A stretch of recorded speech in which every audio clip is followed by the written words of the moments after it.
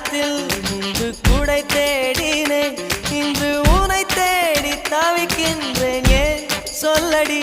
ஒரு வெயில் காலத்தில் முன்பு நிழல் தேடினேன், இன்று உனை தேடி தவிக்கின்றேன். ஏன் சொல்லடி?